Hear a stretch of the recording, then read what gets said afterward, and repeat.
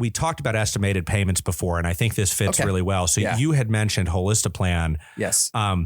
Back to what a good advisor does. So for us, with a lot of our clients, we are working hand in hand with their CPAs, and we are building tax projections. So if I have a client after tax time, I'm gathering their tax return from this past tax time, running it through analytical software, and then starting to look at how to project out future year and think about what do we do today to manage tax time next year. One of the things we touched on earlier was estimated payments. And this is actually a pretty big planning opportunity. It's both a planning opportunity in that you can use it to your benefit, and it can also absolutely hose you. And so it's really important to understand, at least to some extent, the way that you make estimated payments and the things to think about.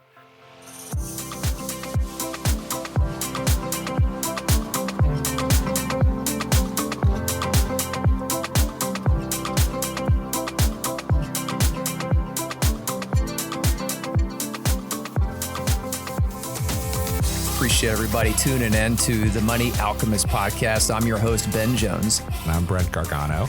And today we are going to talk about smart tax planning. The tax filing deadline is coming quick upon us. It's going to be here in a little more than 2 weeks. What's the deadline this year? It's the 15th, right? April 15th. Yeah, there was a couple years it fell on the 17th. I can't remember what triggered that. Was that just like a 2-day? Yeah, weekend. A weekend? Was that what does it? Yeah, it's probably most recent here because every 7 year, every year it's a different day. And yep. Well, before we dig into that, I have an announcement to make. Yeah, right, I was going to prompt it, but you go ahead. I finally did it after 19 years in the business and 2 false starts. I finally started and finished the CFP curriculum, and I passed the exam yesterday. Yes. Congratulations. Yeah. All that studying, all that work for basically 2 3-hour sessions, answering 170 questions. Apparently, I got enough of them correct where I got the stamp of approval. So we'll see. I don't know what's next. I need to dig into the communications I get from the CFP board to figure out, okay, well, when can I expect to have all the bells and whistles that come along with the passing the exam? So I already have the education and the experience criteria met. So I think the end. And also there was you have to pass the exam. Yeah, so for anybody listening, whether you are aspiring to be a financial planner or maybe you are thinking about hiring a financial planner and want to know, what the heck do these certifications actually mean? So a CFP is probably one of the most prominent, if not the most prominent certification in the financial planning industry. And to become a CFP, there are 5 requirements. So one of them is that you pass a background check. So hopefully that's not too big of a deal. The other one is that you have a college degree. So that's a prerequisite. There's an education framework that you have to do. So, for example, I teach a class at the University of Cincinnati. It's a financial planning capstone class. The university actually has a series of courses that count towards this education, or let's say you didn't have a chance to take those in college. There are programs that offer courses that count for that education afterwards. And then once you've gotten all of those bullets done, you take a test, you pass a test, you never find out what you scored on the exam. So please, if it bugs you not to know how you did, get over it because you'll never find out. That's all my kids want to know. And then Dad, what'd you do? What'd you get? and then the last requirement is that you have to have some years of experience. So 3 years of experience, or 2 years of experience if you work directly for a CFP. And so from this point, basically, you'll get to go on the website and submit all the stuff that says that you have all of that, because I'm sure I think you do. So yeah, I've already done all that work. So I just have to log into my portal and see what's next. But so it was just for everybody listening, those are the qualifications that basically go in, and it takes about a year, 8 months to a year to fully go from starting the coursework to sitting for the exam. And the content is, proverbially a mile wide and an inch deep. So the job of a financial planner and the importance of the CFP is to essentially give you enough knowledge to be able to ask the right questions, point to a lot of the right things, and leverage not just our own expertise, but the expertise of other professionals when appropriate, and to know when is appropriate. Well, I will say that the test is a mile wide and an inch deep, but the material you have to understand, it's more like a mile wide and a mile deep. It goes pretty deep. It's not superficial. So it was very valuable to go through the experience. As I said, I had 2 false starts. I tried to get it through Boston College. It was like Boston University of Finance or something. I forget. I tried it twice, but it was an online only experience. And I need that accountability. I need to be somewhere. Someone needs to tell me, Ben, you have to be here at this date and this time. And then I'll feel obligated to it. And that's exactly what I did. So I joined the Xavier curriculum, and they used the Dalton program. It was very highly valuable. Met some great people. Shout out to Chris White. I know you probably don't listen to this, but have a lot of respect for that dude. He's just super knowledgeable. Really enjoyed his classes. But I got a story about the test. So I wear glasses, and I don't like wearing headphones when I have the glasses on, because it pushes the the things that hold on to your ears. I don't know what you call those, under the side of my head, and eventually it starts getting painful. So, they had the soundproofing headphones that you can put on at the testing center. And the testing center, you go there, it's deep into the basement. It's a Prometric testing center. You got to go into this dungeon. You go to the elevator, hit LL for lower level, and no windows. I don't know how the people work there, honestly, but you go into these rooms, and then they have a fan blowing. It's actually kind of peaceful, So I'm like, I don't need these soundproofing headphones, because it's like a library in here. You can hear a needle drop. So I'm sitting there taking my exam, and all of a sudden I hear this. It's just nonstop. And I realize it's the guy next to me. I don't know what exam this dude is taking, but he is stressed out, dude. He is having the hardest time of his life.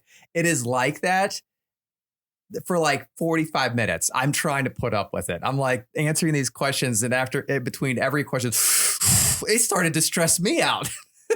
So eventually I'm like, I got to put these headphones on. So I had to take my glasses off and put the soundproof headphones on, but it ended up working out. But you persevered. Yeah, I was just glad I wasn't taking the test that dude was taking. He must have not studied. I wanted so bad to catch him in the lobby, because you have breaks in between. Well, at least my exam did. You got these 15-minute, they call it unscheduled breaks, but they scheduled them. I don't know why they called it an unscheduled break, because it said clearly on the test, you have a break. And it's like, you could choose to, push through it or not, but they call it an unscheduled break. I was like, seems pretty scheduled to me.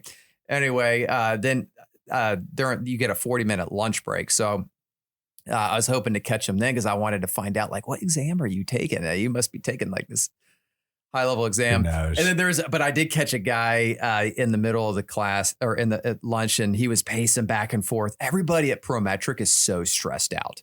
They're so they're stressed out. They're in the business of giving people tests. I mean, well, no, not the employee. The employees are. Oh, the employees. Yeah, they're like librarians. They're just very quiet and very studious, very academic people. But everybody that's there to take an exam is just wigged out. They're just all stressed out. So there's this guy pacing back and forth during lunch. I said, what exam are you taking? He was taking some like pre-med exam. He told me what it was. And I said, okay, how's it going? He says, it's not what I study for.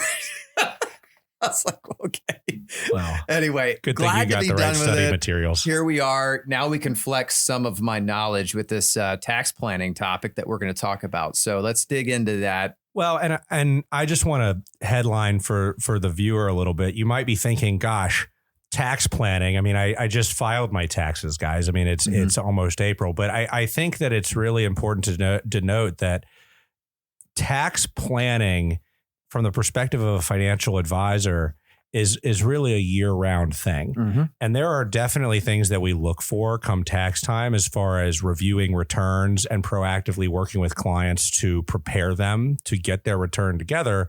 But there are things that you can be doing throughout the year to plan for taxes, and there's awareness that you want to have. For our clients right now, we are doing a lot of, whether we are working with them to get their returns done, or if they have their own CPA and we are gathering their returns to do a review and make sure it's what we expected. We want to give you guys some insight into some of the things that we're looking for, some of the things that we talk about, and hopefully, if you're doing some of this stuff on your own, it might give you some inclination as to what to be thinking about. Yeah. Well, the first thing that you probably, maybe you are aware, maybe some of you aren't aware. The first thing that an advisor is going to ask for is your Form 1040. So this is the form that we all need to file with the IRS. Coincidentally, you're not required to file this. Did you know that? Well, it depends on your income. Yeah. Well, technically, you can not have to file your 1040 because it's a tax return. It's a request to return the money you've already paid the IRS. Oh, sure. So if you don't want your money back. The only requirement per the IRS is that you pay your taxes. So if you pay too much, IRS is fine with that. They don't necessarily want to send your money back. Anyway, so there's no requirement to file the 1040. The requirement is to pay your taxes by the due date, which is April 15th. But the 1040 is what we all file because most of us have our taxes withheld or we pay quarterly estimated payments. And we file this form with the IRS to say, hey, give me my money back. Here's how much I actually owe. Correct. As compared to what I've paid. Mm-hmm.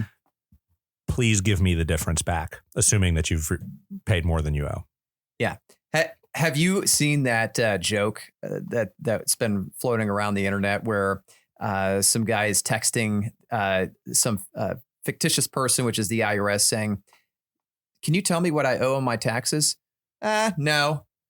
Okay, well, where do I find this? Where do I find this out? Well, you figure it out yourself. Okay, well, how do you know if it's right?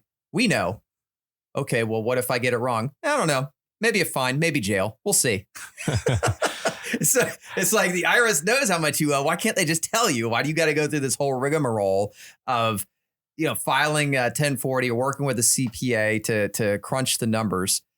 Well, and I don't know that they do know what you owe. They don't. I mean, what they're doing is they're verifying your work.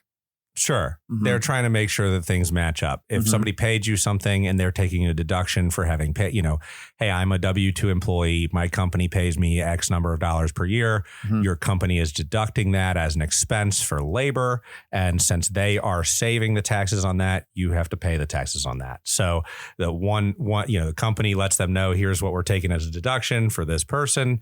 And the government wants to make sure you have a form to match up. The IRS calls this the matching principle. So if your company is taking a deduction, let's say your salary is $100,000. If your company's deducting that off of their income tax return, then you should be claiming it on your income tax return. Yep. One of the tricks to tax planning is asking, okay, who is paying the tax? If somebody's deducting the tax, somebody else is paying the tax. There are very few things that end up not getting taxed. One of which is on our list today, which is HSAs, but that's a conversation for a little bit later. So a 1040 is basically if your tax return is long. I mean, of course, most everybody's dealt with a tax return.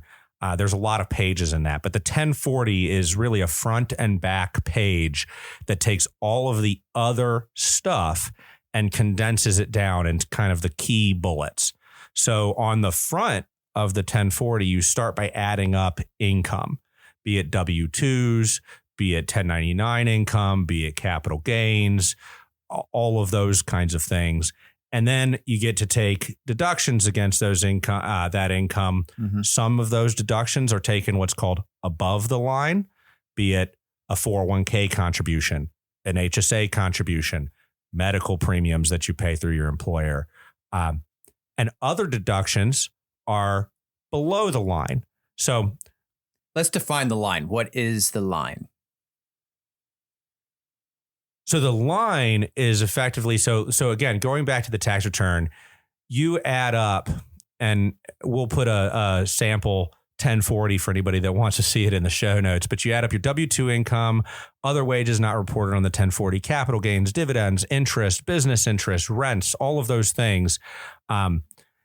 Take whatever necessary deductions of those 401k contributions, business expenses, those types of items, and you ultimately arrive at a number called your adjusted gross income. Go. Coincidentally, I'm looking at it. There's really not a line. It's line 11.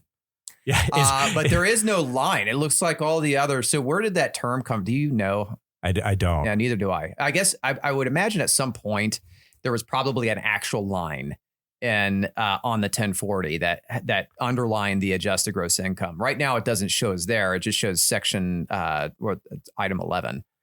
And this number is really important because this number drives. There are itemizable expenses. We'll talk about this in a second, but itemizable expenses that are based off of percentages of your adjusted gross income. So this can get a little complicated, but just know that for all of the different thresholds out there, can I contribute to a Roth IRA? Can I, do I make too much money to get this tax credit or, XYZ, name a thing that oftentimes is based off of your AGI. But not always. Sometimes it's your modified adjusted gross income, which we don't have time to get into. In the case of Social Security, it's provisional income. They even use a different. Yeah. So, but for purposes of now, just recognize you add up all of your income, which, by the way, I think this is all of your income includes illegal income, right? So if you are doing something illegal, you are still required by the tax law to report that income. Indeed. And the irony is that if they can prove that if ultimately you're getting investigated, they can't prove you're doing something illegal. Do as a side note, the only for an illegal activity, like if you're selling drugs or something, did you know the only thing that you can deduct is cost of goods sold? You can't deduct wages paid to your pushers. Yeah, I don't even know. It's cost of goods sold all day. Like the IRS is very specific. We're like, no, you can't deduct that. These things have not come up in any planning scenarios that I have dealt with. But the point being that so like if you think about some of the famous mobsters in the past, they've actually been caught not for the actual legal acts themselves, but if the IRS can prove that you're making money that you're not reporting, they can arrest you for tax fraud. Al Capone got busted for tax evasion. There you go. Yep. So add up all of your income, get to your adjusted gross income. Now you have a choice. You reach a fork in the road at this point on your tax return. You can either take what's called the standard deduction, which depending on your filing status, single, married, separately, what have you. For last year, it's $14,600 if you're 65, younger than 65. Yeah, for a married couple, it's roughly $30,000. Yeah, right. $29,200. You pathway one is, hey, I don't want to bother adding up all these quote itemizable expenses. Just give me your freebie deduction, the standard deduction. Yeah, so the IRS essentially just pretends that you made if you're married, it pretends that you made roughly $30,000 less than you actually did. Right. They subtract $30,000 from your income. That's if you choose the standard deduction. Or alternatively, that's pathway one. Pathway two is you can add up some expenses and take those as a deduction against your income. And this is where a lot of planning comes in, because if you are in a position to take pathway two, you may want to do some things to try to be strategic about that. So, for example, maybe you have a client who, before we get into that, let's talk about what actually gets itemized. So, common itemizable expenses, most common ones, home equity, like a home mortgage interest. Yes. So up to $750,000 of a loan value. Now, home equity lines aren't deducted anymore, from what I was told, unless they're used for a home improvement. Okay. So it's interesting because if let's say you have a mortgage, $600,000 on a house, you're paying 6% interest. You are now itemizing because you can. 6% interest on a $500,000 loan isn't a small amount of interest. It is, roughly $30,000. So if you were to get a home equity line on that same house and you use that money for XYZ, name an unrelated thing related to the house, not really deductible. But if you use it for home related expenses, you can actually add it potentially to those itemized deductions. So home mortgage interest is a big one on your primary residence, right? This is the house that you claim as your primary residence. Second one is state and local taxes. And there's some conversation about this because we're currently in the middle of legislating what the taxes will look like next year. And I actually think that we're likely to see some adjustment to this. But currently, you could pay all the state and local tax. You know, if you pay real estate taxes, local income taxes, state income taxes, you can only deduct as an itemized deduction up to $10,000 of those. Mm-hmm. So you could call it the SALT cap. The SALT cap. Mm-hmm. And so you could have $50,000 of state and local taxes, only deducting 10. Yep. So for a lot of our clients, especially here in Ohio, we have high property taxes here in Ohio. So it's pretty common that people will just cap out at 10. Yeah. So add that to your mortgage interest. And then the third bucket. Well, real quick before we move on, one caveat about state income tax. So there are several states, Alaska, Florida, Nevada, New Hampshire, South Dakota, Tennessee, Texas, Wyoming. No state income tax. Love that, by the way. You can opt to deduct your sales tax. Interesting. Mm-hmm. And you actually can do it in Ohio. So if you pay more in sales tax than you do Ohio income tax, you can choose to deduct one or the other. That's good to know. So state and local taxes, mortgage interest on up to $750,000 of mortgage on a primary residence, charitable contributions. And this is a big one. And I know we've talked about this in previous episodes, but this is a really big one because there's just so much opportunity within charitable planning to save taxes. Oh, yeah. Between bunching concentrating things into one year, donating appreciated stock. We won't get into all of that right now, but that if you're donating and you're writing a check, as I often say, if you're donating and you're donating in cash, you're probably doing it wrong. So we should be talking. Yep. And then the last one, which hardly ever comes up, is medical expenses in excess of, depending on your age, 7 or 10% of your adjusted gross income. Yeah. Now that one's tricky because here's where you get into 4 AGI deductions, what they call above the line deductions. And so up to this point, we've only talked about below the line deductions. If you're talking about itemizing, that's a below the line deduction. Anything that's above the line, you get to take that deduction on top of a standard deduction. So a couple examples of this would be... You kind of take it before the standard deduction. It's taken as you're at it. It's taken correct. By effectively, instead of, like, let's say, you know, your income without contributing to your 401k is $300,000. And after you contribute $20,000 to your 401k, it's $280,000. Only the $280 shows up on the actual income portion. So you just don't have to include the extra income. Yeah. So you want, so what I mean by on top of, I mean, it's a deduction that's on top of the line. So they also call it 4 AGI, but that IRA contributions, deductible IRA contributions, HSA contributions, 401k deferrals. These are all examples. And business expenses. Yes. Anything that because of those deductions are all on your Schedule on C. Yeah. All these things are 4 AGI. The QBI deduction is another big one. Well, QBI is actually weird. That's not a 4 AGI deduction. That happens. Yeah, let's not even worry about getting below to that. The line. Anyway, yeah, I forgot about that. It's kind of a Frankenstein, not a Frankenstein, but it's a freak deduction.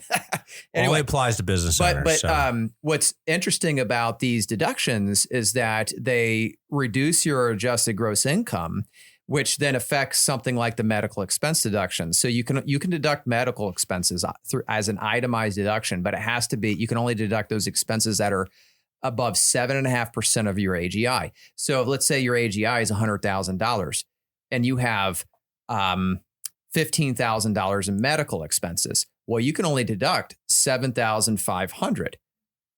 Right, because it's $7,500 more than 7.5%. Yeah, you can't deduct the full 15. But right. So, and back to the point of AGI is an important number. There's a lot of things that in planning are based around that AGI. And so from a planner's perspective, being aware of a client's AGI can drive a lot of direction in what we do from a tax planning standpoint. So to summarize, we just want you to have a rough understanding of what a tax form looks like. A 1040 form, you add up income, less some deductions from that income. And then you eventually get to a fork in the road where you either take a standard deduction or itemize. And there are planning opportunities throughout this. Mm-hmm. And so we want to touch on just a couple of those that we run into regularly with clients.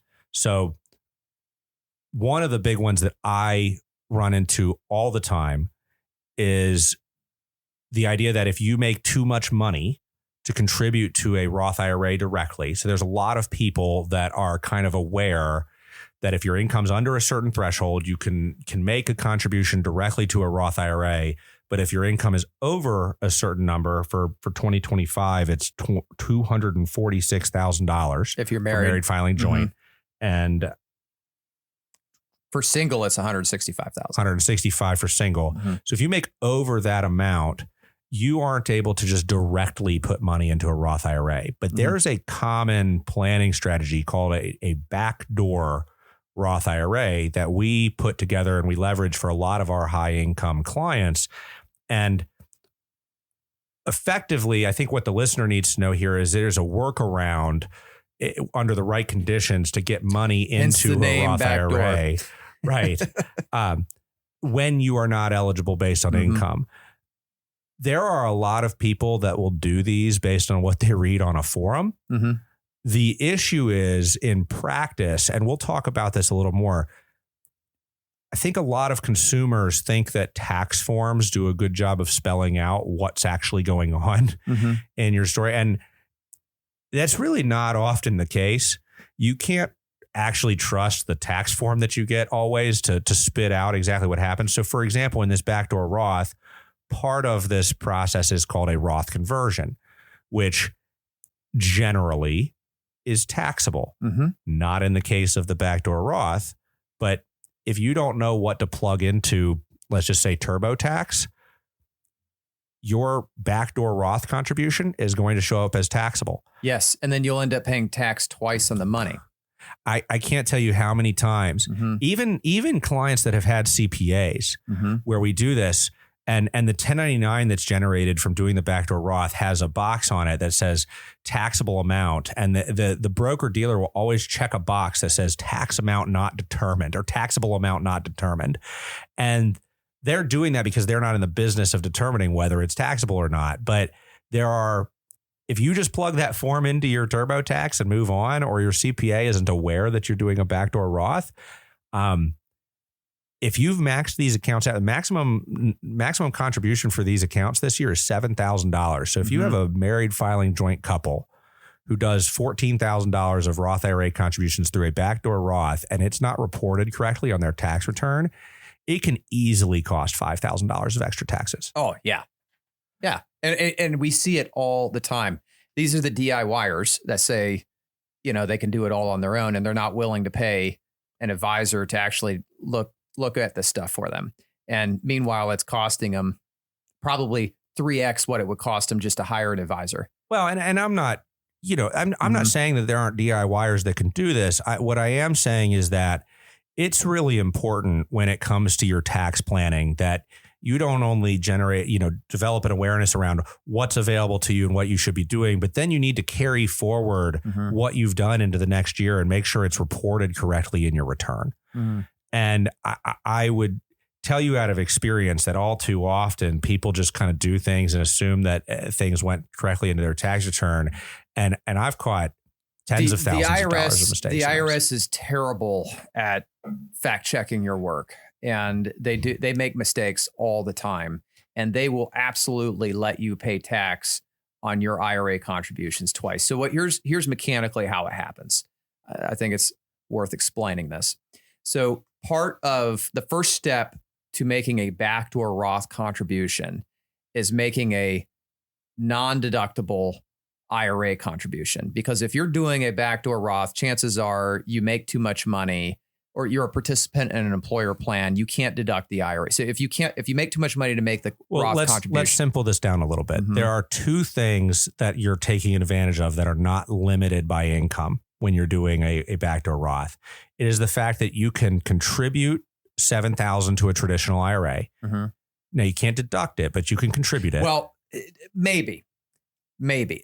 So if you're an active participant in an employer-sponsored plan, you cannot deduct it. If you are not, and you are not an active participant in an employer-sponsored plan, you can, and there's no income limit.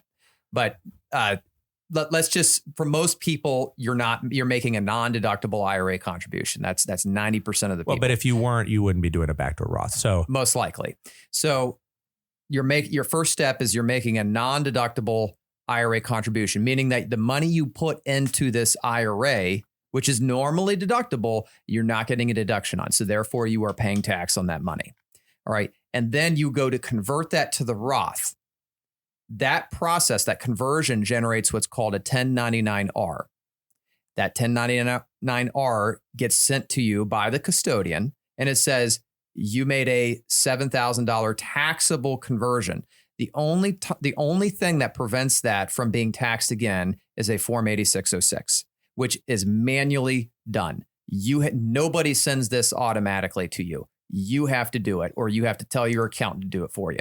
Right. And furthermore, you would think, oh, well, there's got to be a form that tells me what I put into the IRA, right? And actually, no, that form comes out in the summer. Yeah, it's called the 5498. It comes out sometime in July, usually. Yeah. So you really, again, if you made these contributions, like when I get into when I'm working with a client, I'm looking at their TurboTax or their tax. I mean, if they. It's all too often that the 1099 is in there and there's no 8606. And so it becomes taxable. Mm-hmm. So that's just one example of things that we watch out for. Mm-hmm. Other things that my clients deal with. So I work with a lot of clients that are, they work for publicly traded companies and they get restricted stock units. So their companies, part of the compensation that they're receiving from their company is coming through as stock. And so they might be making $100,000 a year, maybe more, in just grants of company stock. And it vests periodically, meaning the company grants it to, they say, hey, over the next 3 years, we're going to have, we're giving you X number of stock, shares. And over the next 3 years, they are going to vest in even portions once a year. And you can take that money and do what you want with it. And there's a few planning opportunities here because one, the second those shares vest, that's taxable income. Taxable through your W-2, by the way. Your employer gives it to you as compensation. And so effectively what you're doing is getting a paycheck, turning around and buying stock that day. Yep. I mean, it's the same idea. Mm-hmm. And there are ways that you can withhold taxes from that. So oftentimes employers will allow you to withhold maybe 22%. So they'll actually sell, if you have 100 shares that vest, they'll sell 22 of them and send that money to the IRS on your behalf. But you have to make sure you're paying enough tax because these vestings can be large numbers and they can push your tax bracket up. Yes. And the IRS penalizes you. How nice of them if you under withhold.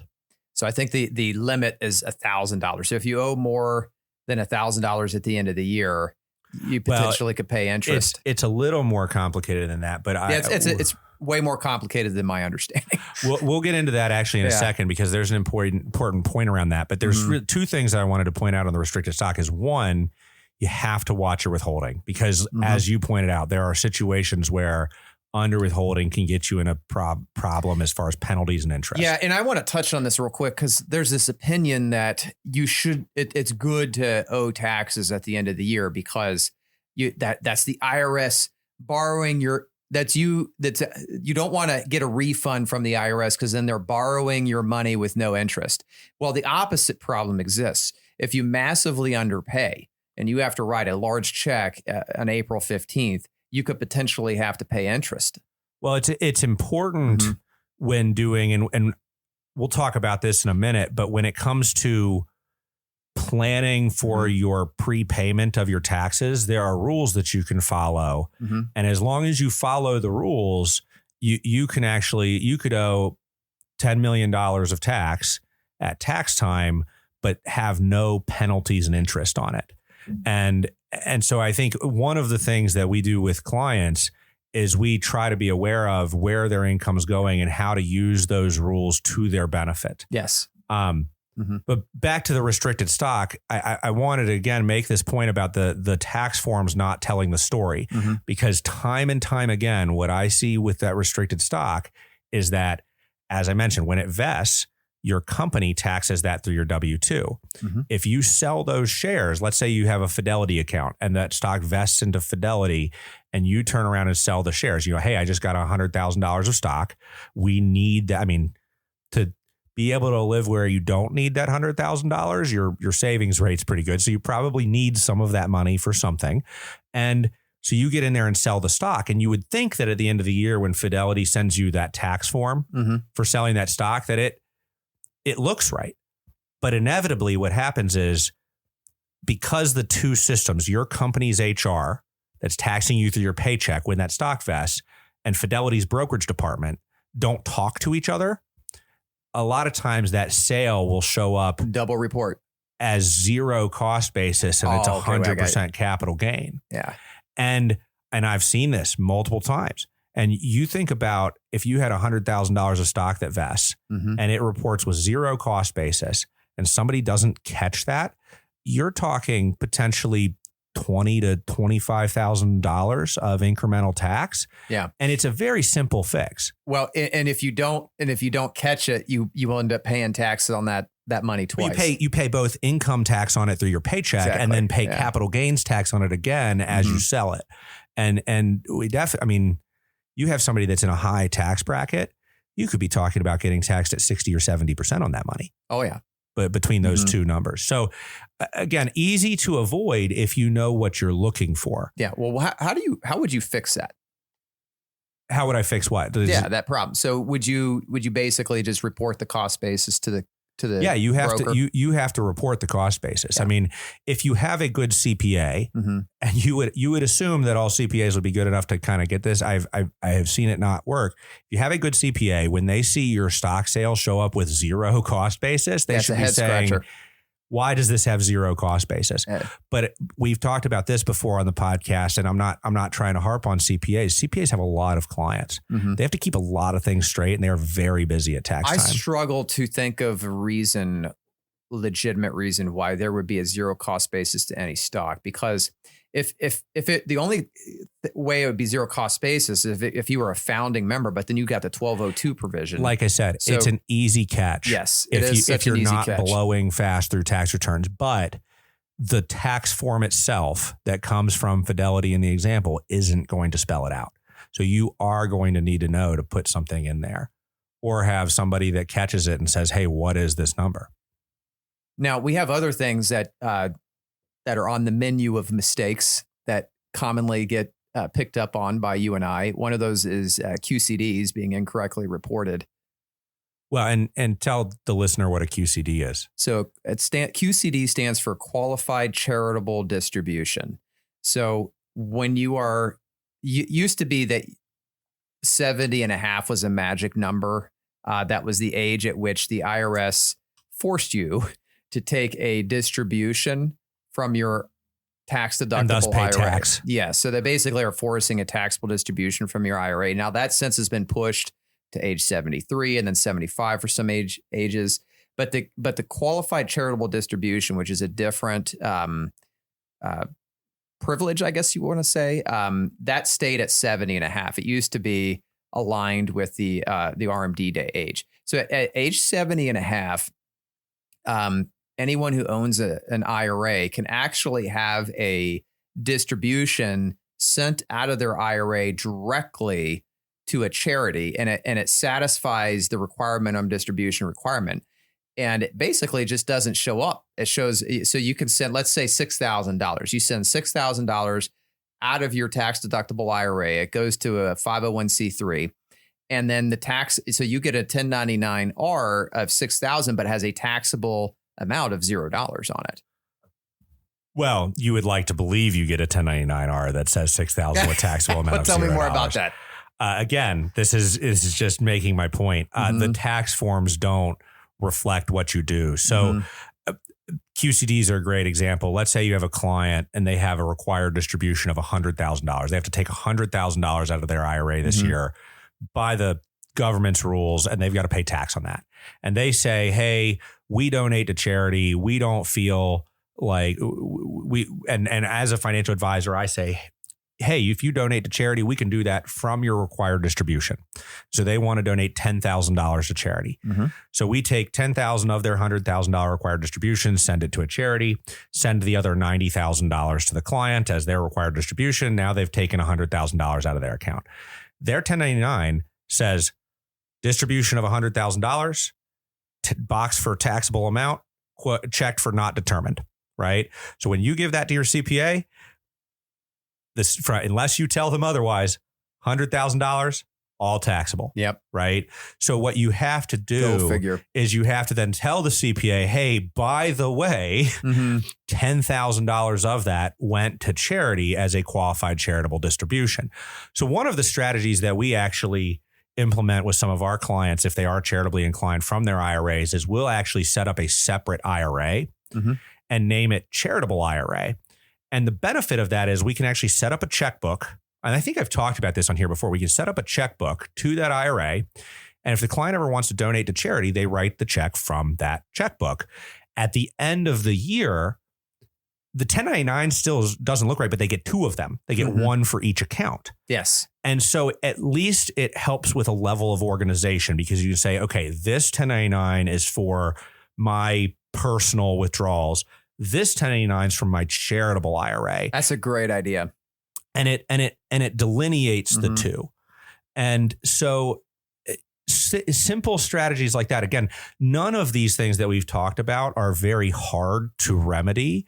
You just have to know what you're looking for. But we've saved clients a lot of money in catching these things. You just have to catch them. So, and these are the easy things. You know, right. The best tax plan. I mean, everybody gets caught up in like their TikTok reel on like, what can I do tax planning wise to just avoid all of the taxes possible? I mean, before we start talking about how to avoid taxes that you might owe, let's talk about just not paying taxes that you don't owe. Yeah. There's also strategies that you can get into that,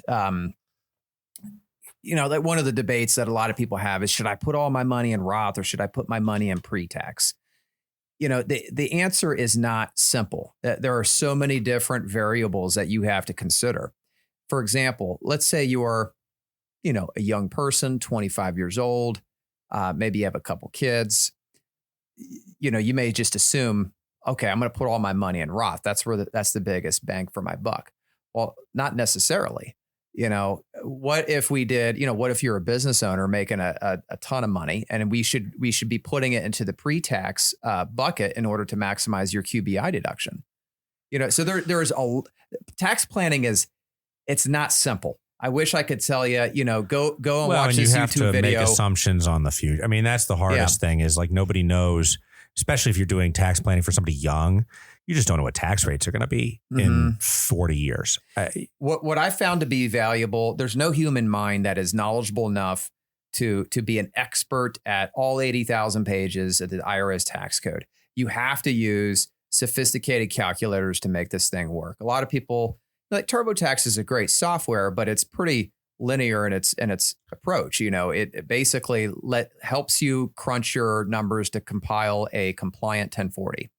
And other returns too. It also helps you with the small business taxes and things of that nature. But it's not an analytical software, at least not the one available to consumers. So we utilize software that are truly analytical, and they perform complex calculations that help you and I weigh the pros and cons of different scenarios. So we have a system called Holistic Plan we use that you can literally run as many scenarios side by side as you want, toggling different variables. And we can run these with clients to help them determine what is their optimal tax strategy here. And then you have to layer that in their financial plan, which is weighing other variables, not just taxes. They say, don't let the tax tail wag the dog. You know, and that what we mean by that is that tax planning is just one angle of financial planning. It should be the secondary consideration in what you're doing. So, you know, we nerd out on taxes because it's honestly, it's fun. But it's one of the most, it's so hard to tell a client, hey, we're going to make you so much extra. I mean, in the advisory space, really competing on performance is not how you should be competing. Like it's been proven time and time again that beating the market is not easy to do. And so we don't want to base our savings on, and there's data that shows this, by the way. There are studies out there that show that the two things that an advisor does to drive the most value: help you manage taxes and help you manage your behaviors. Yes. And I agree with that. And tax, there are real dollars at play here. It is not uncommon that we'll just recently sat down with a new potential client, and they were a little bit nervous about the cost of hiring an advisor. I think it was, and funny enough, in our first phone call, back to the charitable piece, I found out there was enough charitable going on. I said, well, the good news is, from what I know about your situation and what you're doing with charitable, I'm going to be able to save you more dollars in taxes than I'm going to cost you in fees starting day one. So all of your friends that are telling you don't hire an advisor because they're expensive, well, I don't know. Maybe it's expensive not to hire one, and it can be. It is expensive. I think, and I've said this on this podcast before, the benefit of understanding financial planning is not that you don't need a financial advisor. It's that you know how to find a financial advisor that is actually helpful and adds value. Well, let's shift gears a little bit and talk. Let's put on our binoculars and try to look into the future. Hold on. Before we get into that, we talked about estimated payments before, and I think this fits really well. So you had mentioned Holistiplan. Yes. Back to what a good advisor does. So for us, with a lot of our clients, we are working hand in hand with their CPAs, and we are building tax projections. So if I have a client after tax time, I'm gathering their tax return from this past tax time, running it through analytical software, and then starting to look at how to project out future year and think about what do we do today to manage tax time next year. One of the things we touched on earlier was estimated payments. And this is actually a pretty big planning opportunity. It's both a planning opportunity in that you can use it to your benefit, and it can also absolutely hose you. And so it's really important to understand, at least to some extent, the way that you make estimated payments and the things to think about. So I'll try to be quick here, but you actually don't owe taxes at the end of the year when you file your taxes. You owe it throughout the year on a quarterly basis. When you're paid a W-2, it's generally pretty easy because those quarterly taxes are paid on your behalf through your payroll. Okay. But let's say you don't have a W-2, you've started a business or something like that. Nobody is withholding these taxes. One of the big gotchas that I see with new business owners is they bring in all this revenue and they're in cost mode because they're starting a business, and they forget the revenue's taxable. Yes. And they don't set aside anything for taxes.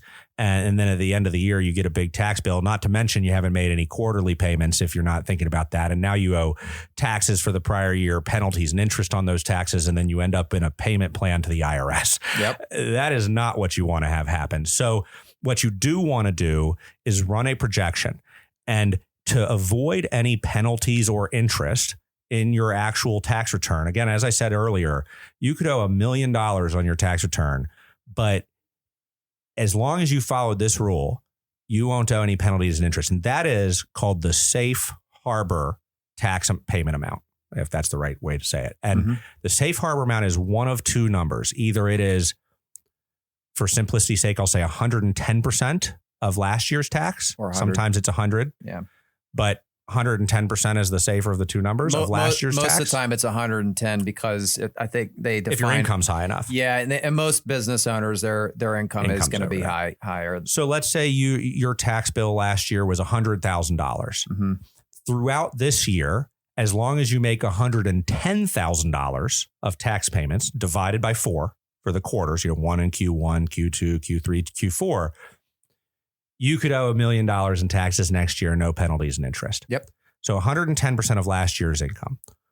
The alternative is 90% of this year's income, which is a lot harder, right? Because 110% of last year is a really easy number. I just take last year's, multiply it by 1.1, divide it by 4. There's your payment. The latter requires accurate projections. Exactly. And let's think about this strategically. What's going on if you choose to make a 90% payment? Like, what typically happens is if your income is increasing, you make the payment based on 110% of last year because it's the smaller of the two numbers. And you don't want to pay penalties or interest, but you do want to keep that money in your pocket as long as you can. For sure. Especially today, because by the way, you can earn like 3 or 4% yield sitting on that money in a savings account until you pay it to the IRS next year, right?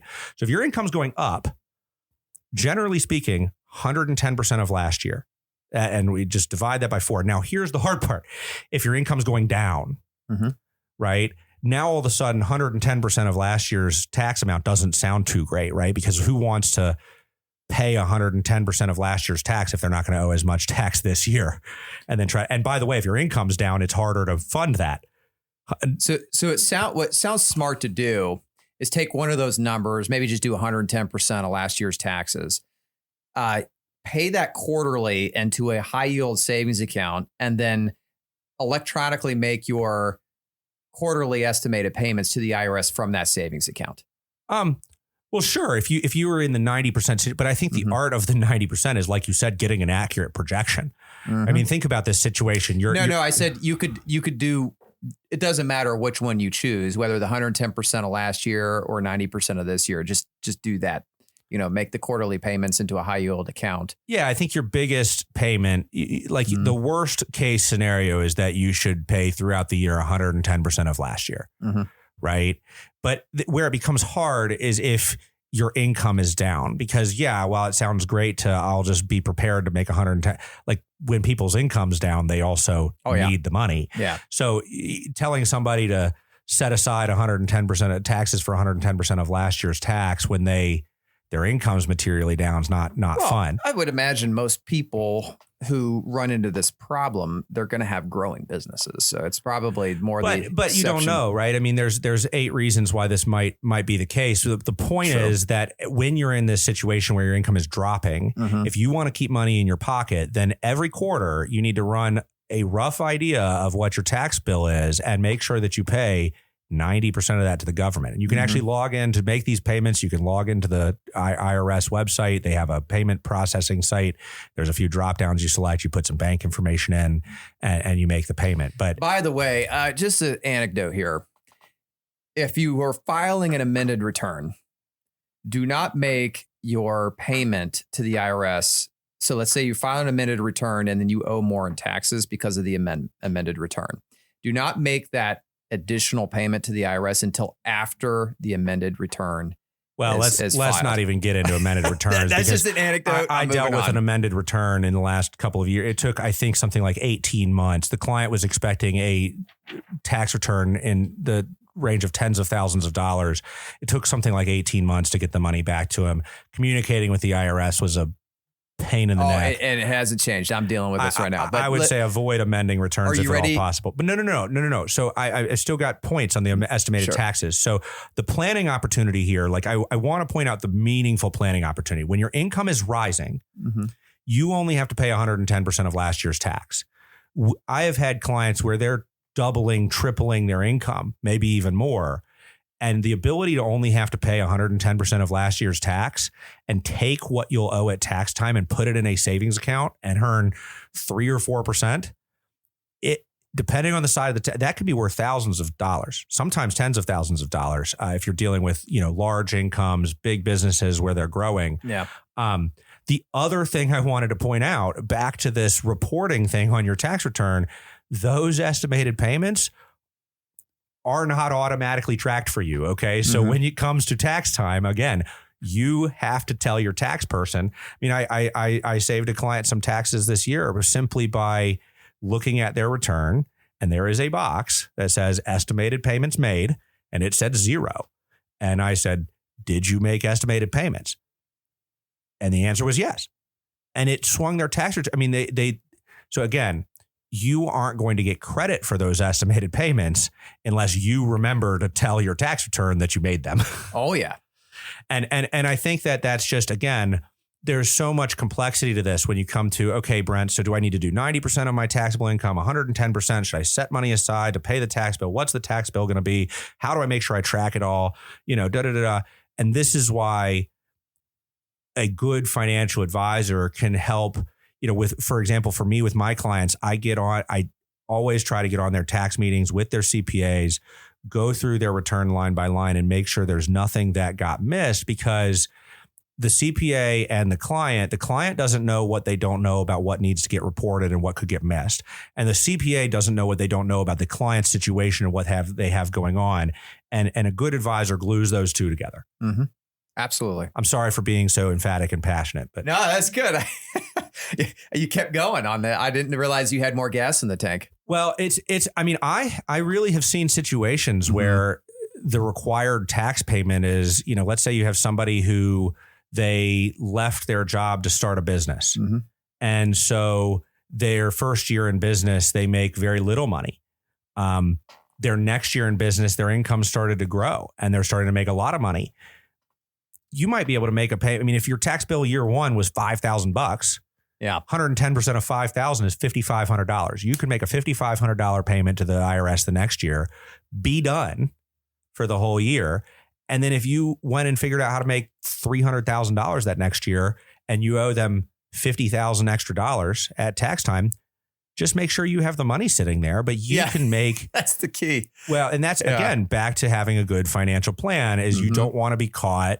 Like this all sounds great if you can set it aside and optimize it and yada, yada. But if you go below that money, I guess it would have been better. I mean, if your goal for getting a tax return is to say that the government is more responsible with my money than I am with it, then that's a separate planning consideration, I guess. Well, yeah, let's not get into that. I do think we should touch on projected tax law changes, because that's an interesting thing that you and I may have differing opinions on, and our listeners are getting bonus content today because we're definitely running a little long here, but this is good stuff. I think that we really need to raise awareness around these tax planning opportunities because they're oftentimes overlooked. And I think a lot of advisors out there, they don't do this because they're afraid.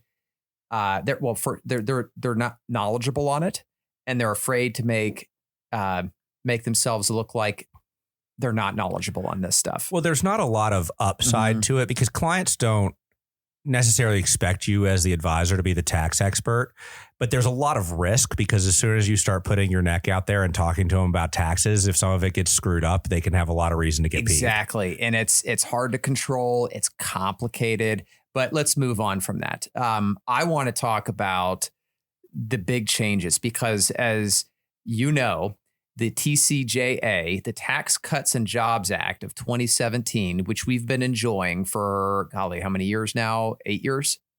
This is our 8th year. It's sunsetting this year. This is the last year. All right. So, but we had a sweep in the election that makes it very likely that we're going to get alignment in a tax legislation this year. So we're either going to get an extension of the TCJA. It technically could sunset still. I think the odds of that are pretty low.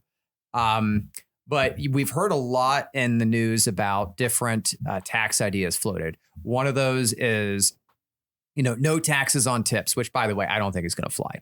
Or what was it? No taxes on overtime. I think I heard that. Yeah. And then also, too, no taxes on Social Security. So which one of these is not like the other? Yeah, I mean, this is just conjecture and personal opinion, but the conjecture's fun. I like talking about it. Recently, and I don't know if we talked about this on a recent podcast or not, but for the listener, if you or your spouse or anybody has worked in a job where you didn't pay into Social Security, as of the end of last year, when you actually went to take your Social Security, there was all these complicated rules that would reduce your Social Security. Mm-hmm.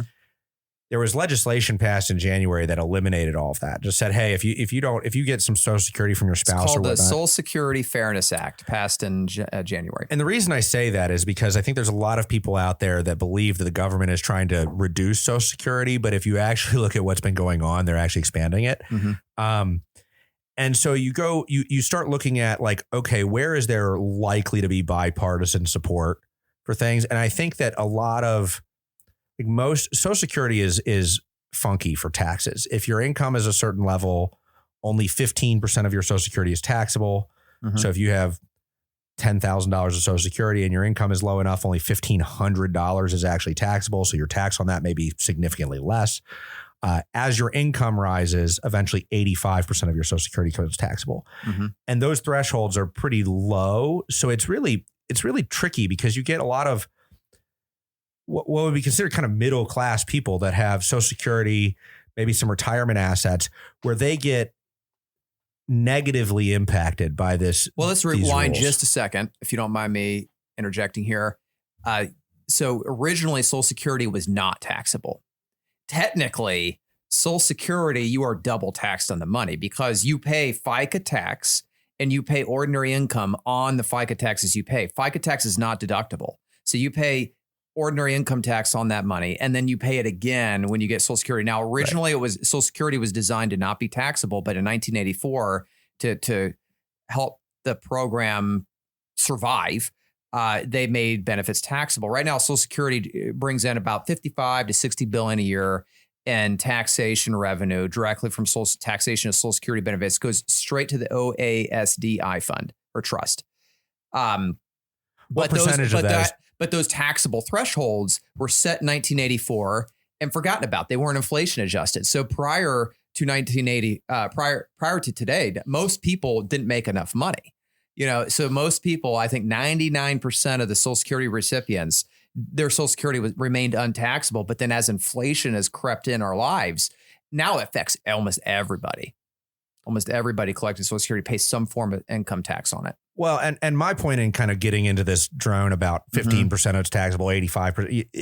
The point is the way that your Social Security is taxed is complicated. Yes, it is. And I think the government is trying to recognize, like, how do we reduce complication on people that here's an idea, get rid of it. So, and that's why I think that Social Security tax actually represents a very small percentage of the total tax. I think based on your number that you just gave. Yeah, it's like 55 billion. Yeah. Yeah. So you're talking, it represents 3% of the Social Security outlays.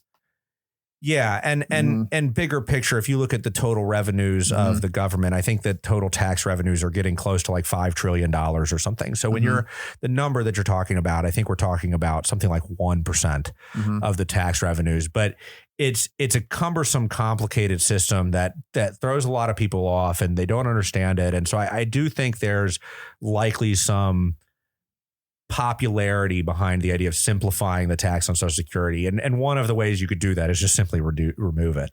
I don't think the tips thing works because you just recharacterize. Yeah, you get all these games that people play with their income and you call one kind of income. I think that it was a popular campaign promise, but I just don't think it's workable. I don't see how no tax on tips and no tax on overtime can work. Well, overtime actually could technically work, but it's so niche. I don't see it happening, but it could.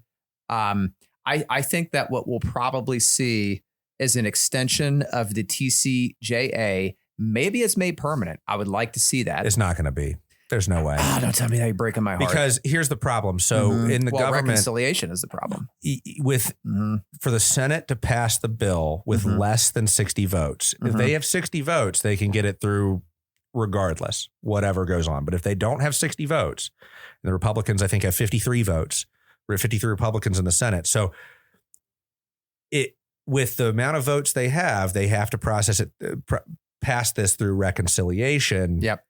Meaning, which means a balanced budget. It has to be budget neutral. And these tax cuts cost, in the projections, $400 billion a year. Oh, yeah.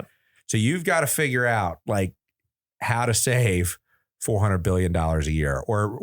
And I always get cynical about these budgets because it's just math. I mean, if you run a financial plan out over 10 years and you change some variables, you can make things look good, bad, and different. And I think that the same thing goes on here is they're going to end up tweaking some variables and waving a wand and making it look kind of budget neutral. But the point is, like, it's likely to get through, and it's likely to, what I think is interesting is that we're probably on this merry-go-round for some longer time because there's likely to be another expiration on it. Oh yeah. Another 8 years. I agree with you, by the way. I would like it to be permanent, but just because I like it to be permanent doesn't mean that I think it will be. Yeah, I agree with you. I don't think it will be. Not unless they can figure out how to make it bipartisan, which, golly, good luck with that these days. So it's like one side of the aisle says, oh, we decided we like ice cream. The other side of the aisle says, oh, we want to abolish ice cream. It's no good. It's like, there's some things like ice cream we can just all agree are good. But because of, our political divide, it's just like you have to take the opposite position of the other party, or else, you're not serving your constituents. So anyway, I digress. And we've thought for a while that there's likelihood that capital gains tax, may shift as well. I actually thought it might go higher, but I don't think we're going to see any change in the capital gains tax structure this go Not around. right now. I believe what we'll see is an extension of the TCJA the way it is today, but with the addition of no taxes on Social Security. Now, the way I think they're going to do it, I don't think they're going to eliminate taxes on Social Security.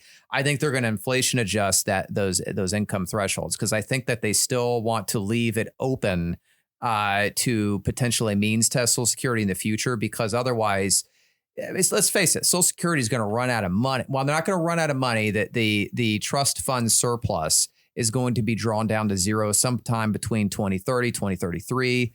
At that point, you're only going to be able to live off of the money that's going into the system. So there needs to be a mechanism to bring more revenue into the trust fund. And I think one of those higher wage base, lower benefits. Yes. I think that the fix to Social Security is going to be a combination of three different things. One is a higher employment tax. So it means your FICA tax, which right now is, for those who are not self-employed, it's 7.5 or what is it? 7.62. We don't need to get into this. But and then it's also, I want to talk about it. And then you're also going to see a means testing of the benefits. And then you're also going to see, I think, direct liquidity injections from the Treasury. So I think the Treasury is going to auction off special bonds, Social Security bonds, that'll have the proceeds of which will go directly in the OASDI fund.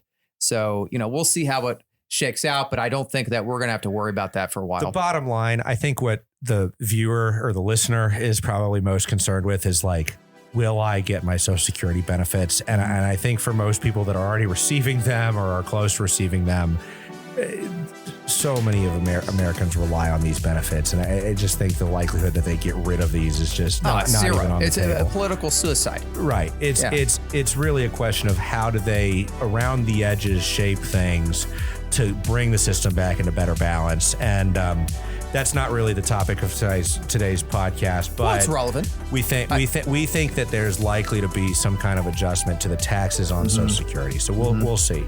Yeah. Well, I think that's a great place to stop it. So we had a great conversation, gave the listeners, almost called them viewers. Eventually you'll be viewers. That's still in the pipeline, getting this on YouTube and all that fun stuff. But we appreciate you sticking with us through this episode and hope to catch you next time. Thanks.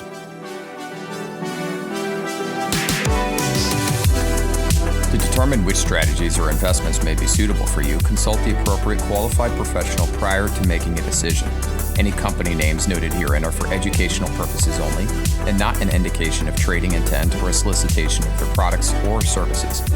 Advisors associated with National Wealth Management Group may be either 1. Registered representatives with and securities offered through LPL Financial, member FINRA, SIPC, and investment advisor representatives of National Wealth Management Group. Or 2, solely investment advisor representatives of National Wealth Management Group and not affiliated with LPL Financial. Investment advice offered through National Wealth Management Group, a registered investment advisor and separate entity from LPL Financial.